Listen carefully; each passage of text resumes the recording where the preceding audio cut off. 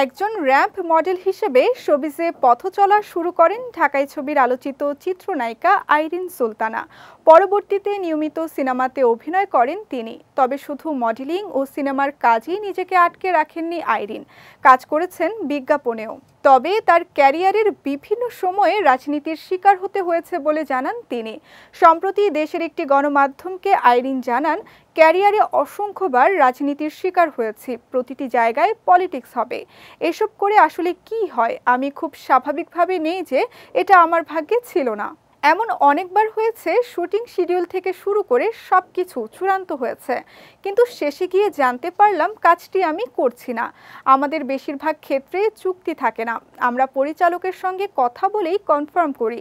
তিনি আরও বলেন, অনেক ক্ষেত্রে পরিচালক প্রযোজক ঠিক থাকলেও সহশিল্পীদের কাছ থেকে প্রস্তাব আসে অন্য কোনো হিরোইনকে নেওয়ার জন্য। এমন অনেক ঘটনাই আমরা দেখে থাকি।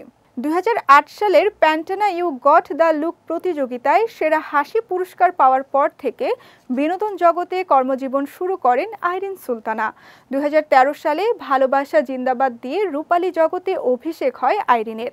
এরপর বড় পর্দার বেশ কিছু সিনেমায় দেখা গেছে তাকে। বর্তমানে মুক্তির অপেক্ষায় রয়েছে তার অভিনীত কয়েকটি সিনেমা।